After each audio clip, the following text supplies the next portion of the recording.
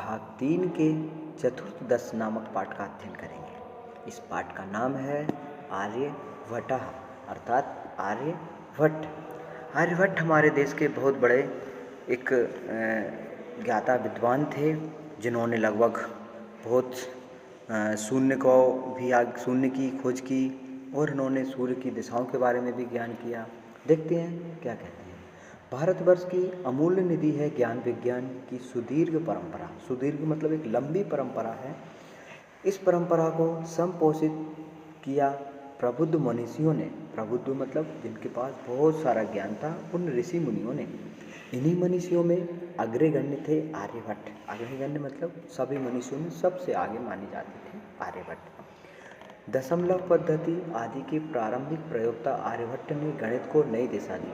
दशमलव ये गणित की पद्धति है जिसे आर्यभट्ट ने एक नई दिशा दी।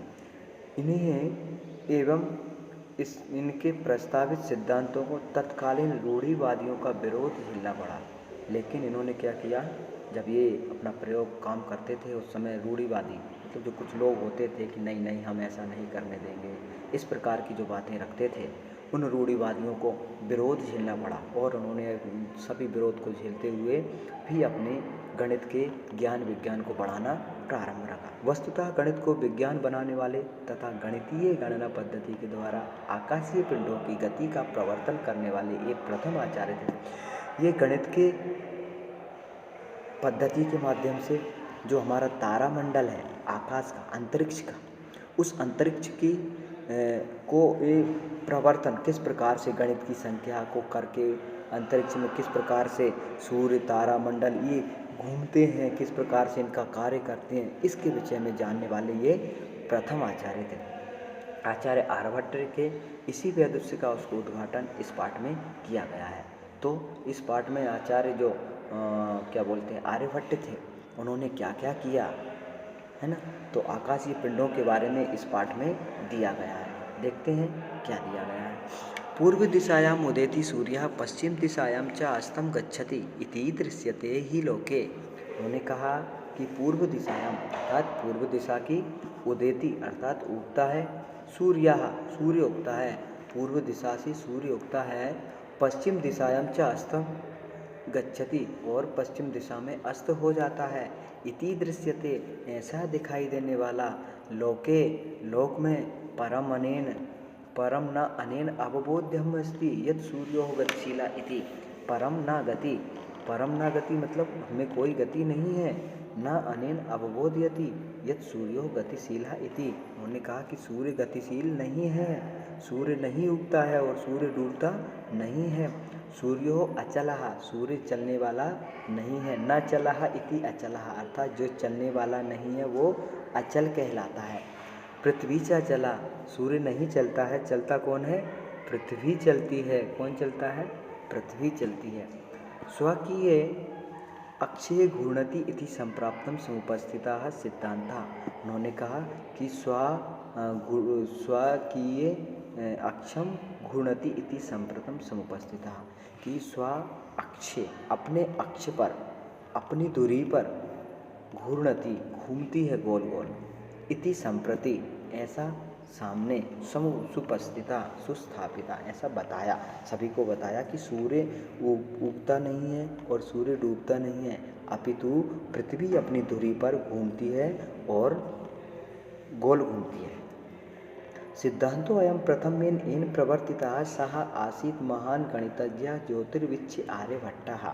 इस प्रकार का सिद्धांत किस प्रकार का कि पृथ्वी अपने अक्ष पर अर्थात अपनी धुरी पर गोल घूमती है, ऐसा सिद्धांत प्रथम में येन प्रवर्तिता सबसे पहले जिस व्यक्ति ने प्रतिपादित किया वो थे हमारे आर्यभट्ट। महान ज्योतिर्विच ज्योतिर्विज्ञान ज्योतिषशास्त्र जो होता है ना, उसके ज्ञाता थे आर्यभट्ट। पृथ्वी स्थिरः वर्तते इति परंपरायाः प्रचलिता रूढ़ी। जो लोग कहते थे कि पृथ्वी चलती है, ये रूढ़िवादिता थी। रूढ़िवादिता मतलब परंपरा से चली आ रही प्रथा।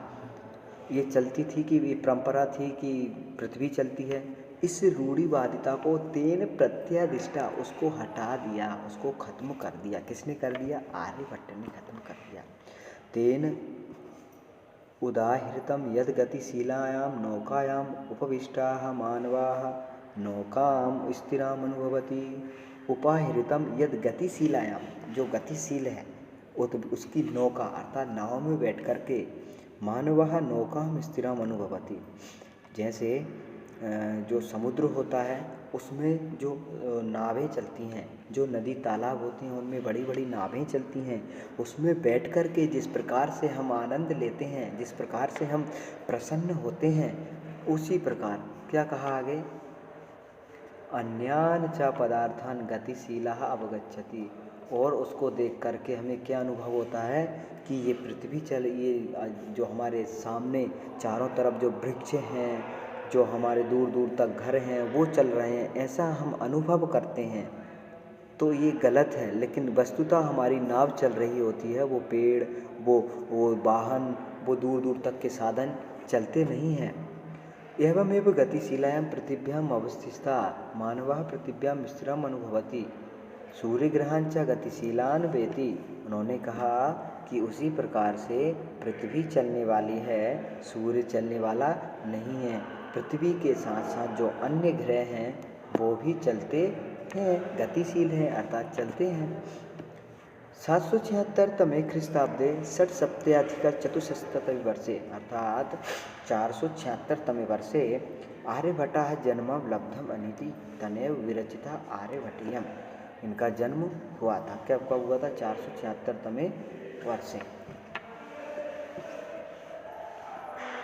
ग्रंथान्तेन त्रयोविंशतितमे, और उन्होंने जो ग्रंथ लिखा था वो कब लिखा था? 323 है ना, कहा वयसी विरचिता, उस समय लिखा था। ऐतिहासिक स्रोतों भी ज्ञायते, और कुछ ऐतिहासिक स्रोत भी हमें प्राप्त होते हैं। यत पाटलिपुत्रम निक्षः आर्यभट्टस्य वेधशाला अस्ति। ये पाटलिपुत्र कहाँ है? बिहार में है, और बिहार में आर्यभट्ट की क्या है? एक वेधशाला है। ये वेधशाला क्या होती है? जिस स्थान से हम ग्रह नक्षत्रों के बारे में ज्ञान प्राप्त करते हैं, उस स्थान को हम वेधशाला कहते हैं। जहाँ पर एक बहुत बड़ा मकान होगा, जिसमें बीच में घड़ी जैसा रखा होगा, ऐसी घड़ी बहुत बड़े बड़े डंडे बने होंगे, उसमें सूर्य को देख करके वो बता देते हैं कि कितने बज रहे होते हैं, वो सूर्य के अकॉर्डिंग चलती है ना, तो उसको वेधशाला बोलते हैं। और ये ऐसी वेधशाला हमारे एमपी में भी है, उज्जैन में है। एक कभी जाना तो उज्जैन में वेधशाला करके बहुत अच्छी स्थान है घूमने का, जिससे हमें अपने अंतरिक्ष के बारे में जानने को मिलता है। आर्यभट्ट से योगदानम गणित ज्योतिषाम संबद्धम वर्तते। गणित और ज्योतिष दोनों को मिला करके उन्होंने क्या किया है? आर्यभट्ट ने पूरा जो ज्ञान किया है वो प्राप्त किया है।